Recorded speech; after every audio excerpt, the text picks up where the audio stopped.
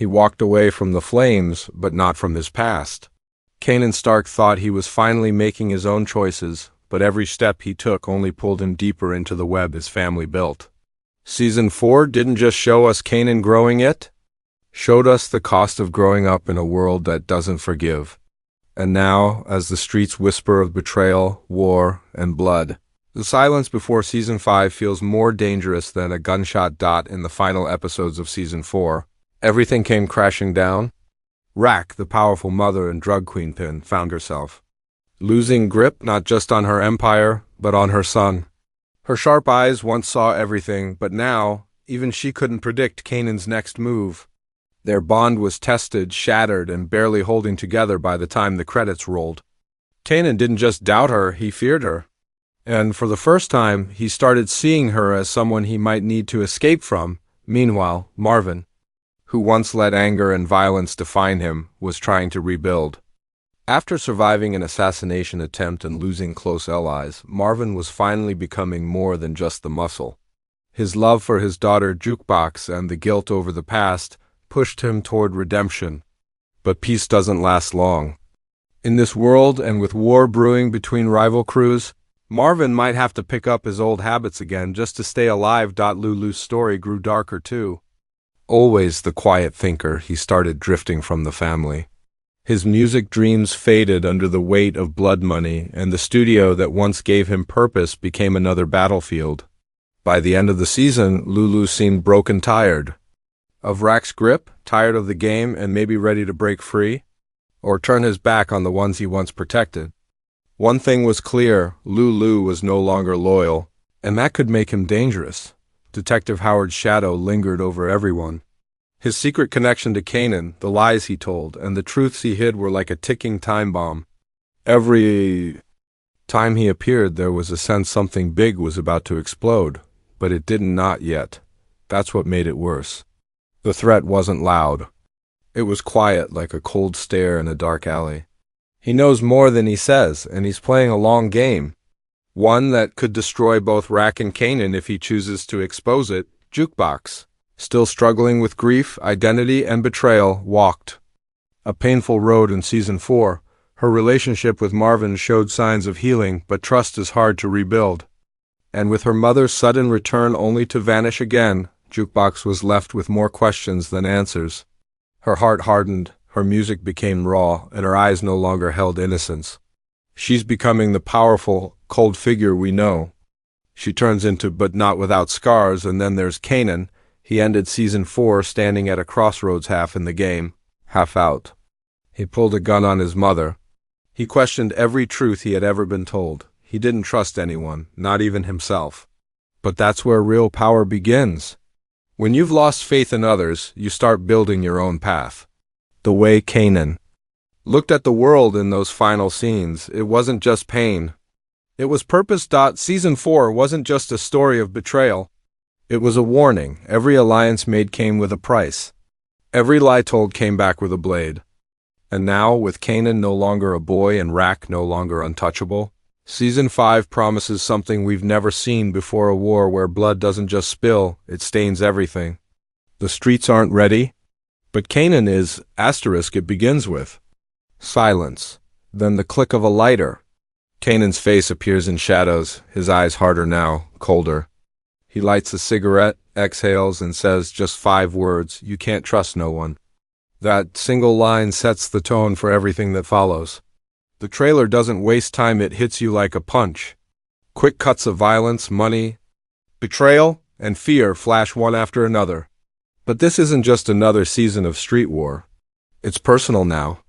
Every frame feels like a warning. Rack walks through an empty warehouse. Her face is bruised, but her spine is straight. She looks at a man we haven't seen before, a new face, calm but dangerous, and tells him, "I built all of this. You think I'll let it fall?" The way she says it, low and sharp, shows she's not done fighting, not yet, not ever. But the trailer makes it clear, she's not in control anymore. There's a storm coming, and she might be caught in the middle, next. The screen cuts to Jukebox in a dark club, singing with raw emotion. But her voice is drowned out by sirens and gunshots. She walks off the stage, pulls a gun from her bag, and disappears into the alley. No words, just pain. The trailer doesn't just show her grief, it shows her transformation. This isn't the same jukebox we knew. Her eyes say she's ready to do what needs to be done, even if it breaks her. Then we see Marvin calmer, older, but still with fire in his eyes. He's sitting across from a rival dealer, breathing heavily, fists clenched. "We tried peace," he growls. "Now let's do what we do best." The next shot shows him kicking in a door with a shotgun in hand. Blood splashes. Someone screams. This ain't the Marvin who went to therapy. This is the Marvin who survives. Lulu is harder to find in the trailer. He appears only briefly, once sitting in a car watching Rack from a distance, then again standing, with a gun lowered beside a burning studio. No words. Just silence and smoke. It's like he's already made his choice. And that choice might be to let it all burn. If he's not on Rack's side anymore, who is he with? Himself or someone worse? A new gang flashes onto the screen, young, wild, and fearless. They ride up on bikes, laughing like hyenas, guns in hand. One of them stares directly into the camera and says, "Old rules are dead, we make the rules now." They could be the biggest threat, yet not just to Kanan, but to everyone who thought they ran Southside. The trailer hints at a shift in power, and it's not in favor of the old players. And then the camera cuts to Howard, alone, staring at a file labeled Kanan Stark. His voice plays in the background. He doesn't even know who he really is. The music stops. Kanan appears, standing in front of a mirror, looking at himself like he doesn't recognize the reflection. It's a powerful image, this boy becoming something else, something darker. Not because he wants to, but because he thinks he has. The trailer ends with chaos. A car explodes. Someone screams Kanan's name. Rack and Jukebox both cry out, but from different places, both calling for the same person, but neither with love. Kanan runs through a hallway with blood on his shirt, sirens closing in, and the final shot is his face lit by red and blue lights. He doesn't blink, he doesn't speak, but the look in his eyes says it all. He's made his choice. This trailer doesn't just tease the season, it warns us. The game has changed. The players have changed. And now it's Kanan's story in full. He's no longer the scared boy hiding behind his mother's name. He's the man standing in front of a war. Alone, asterisk, not everyone will survive this season, and not everyone should. Season 5 isn't about who pulls the trigger first. It's about who's still standing when the smoke clears. And as the trailer showed, the game is shifting fast. Some characters are ready to rise into their full power. Others are already walking toward their own end without even knowing it. The streets don't give second chances. They give lessons in blood. Kanan is the storm at the center. His transformation isn't just about power, it's about truth. In past seasons, he was a boy pulled between love and loyalty, family and freedom. But now he's becoming the man who stops asking questions and starts making choices. That stare in the trailer? Cold, clear, controlled. Kanan is rising, but he's not rising with anyone. Not with Rack, not with Marvin, not with Jukebox. This season, he walks alone. And that loneliness might be his greatest weapon. Or the start of his fall. Rack, once the queen of Southside, now looks like a general standing on a crumbling battlefield. She's not out of the fight, but she's bleeding. Her enemies are multiplying, her allies are shrinking, and worst of all, her son no longer believes in her. That's the cut that hurts the most. Rack built an empire with her bare hands, but the trailer shows she may now be forced to destroy it to protect what's left. She might rise again, but not without burning every bridge, including the one to Kanan.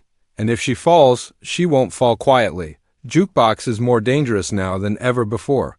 Her grief has turned to rage, and her voice, the one thing that once softened her, is now a weapon. She's not chasing dreams anymore, she's chasing control. The trailer shows her with a gun, not a microphone, a choice that speaks volumes. Her rise won't be loud. It'll be slow, sharp, and inevitable. She's growing into the woman we know from Power, the one who doesn't flinch, doesn't hesitate, and never forgets. But in doing that, she might lose what's left of her soul. Marvin is at a crossroads. After trying so hard to change too, Be a better father, a better man. He's being pulled back into the fire. The trailer shows him in full force again, back to violence, back to chaos. Maybe he's doing it to protect Jukebox. Maybe he's doing it because it's all he's ever known. Either way, his rise feels temporary, like a match burning bright. Before it goes out, he might win a few battles, but the war? That might be his last. Lulu is already falling, quietly, the kind of fall that doesn't make noise but leaves nothing behind. His silence in the trailer says more than any speech. He's tired, he's done, maybe he's plotting something behind Rack's back. Maybe he's planning to disappear. Or maybe he's just letting everything collapse without lifting a finger. In a world full of fighters, Lulu has become a ghost. And ghosts don't rise, they haunt. Then there are the newcomers. The young gang flashing their weapons, grinning like they've already won. They represent something new. Ruthless, fearless, and unchained from the past. They don't follow Rack's rules. They don't respect Kanan's family. And that makes them dangerous. They could rise fast or burn just as quickly. But one thing's clear, they're not here to play by the old codes. They're here to write their own. Detective Howard is the wild card. He holds secrets that could destroy everything. And yet, he moves like he has time. Like he's waiting for the perfect moment to strike. He might be the one to tip the balance, or the one who dies with the truth in his pocket. If he rises, it will be through manipulation. If he falls, it'll be because someone finally caught on. Everyone in Season 5 is playing a high-stakes game. But this time, the board is flipped. The old kings are tired. The young blood is coming, and Kanan? He's not waiting for anyone. He's carving his own path, one that might make him the legend we know from Power. Or the villain of his own. Story. Asterisk, there's a moment at the end of the trailer that doesn't show gunfire, betrayal, or blood. It's just Kanan standing at the edge of a rooftop, looking down at the city he once feared, now staring like he owns it. That quiet moment says everything. He's not hiding anymore. He's not asking for answers. He's ready to become something else. And just as that moment hits, the screen flashes what every fan has been waiting for. Season 5 of Raising Kanan drops in fall 2025, officially confirmed by S-to-ARZ. This isn't just another season. This is the storm we've been warned about from the very beginning. For years, we've watched Kanan's life twist through lies, power struggles, and painful choices. But now, it's time for transformation. The boy is gone. What's left is someone colder, sharper, and more dangerous than anyone expected. The official release date brings a weight with it. It marks the beginning of the final shift. The streets are not ready, and maybe Kanan isn't either. But he's moving forward. Even if it means walking alone, the cast returns in full force. Patna Miller as Rack, still fierce and complicated. London Brown as Marvin, caught between love and rage. Malcolm Mays as Lulu, quiet but unpredictable. Haley Kilgore as Jukebox, whose silence has become deadly. And of course, Mackay Curtis as Kanan, now carrying the full weight of the story on his shoulders. Every performance looks tighter, raw, more real. You can feel it in the trailer. No one is sleepwalking through this. The actors know this season could be the one that defines the whole saga. Behind the camera, the showrunners are raising the stakes too. The lighting is darker, the pacing is sharper, the music pulses like a warning. Every frame in the trailer is packed with tension. From backroom deals to back alley ambush, this season feels like a fuse already lit, and the ticking gets louder with every second. Starz is pushing the promo hard, and they're teasing even more reveals in the weeks ahead.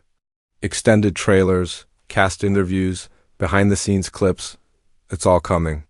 But none of it softens the truth. Raising Kanan is headed into its darkest territory yet, but what makes this more than a show is the connection. Fans didn't just watch Kanan grow up, they grew with him. They saw themselves in his questions, in his pain, in his rage. And now, as he steps into the man he was always meant to be, flawed, ruthless, but real, there's pride. There's fear. There's curiosity. How far will he go? What will he become? And who will still be standing beside him when it's all over? So mark the date. Prepare your theories. Watch the trailer again, and this time, listen to the silence between the lines. Raising Kanan Season 5 isn't just a continuation, it's a declaration.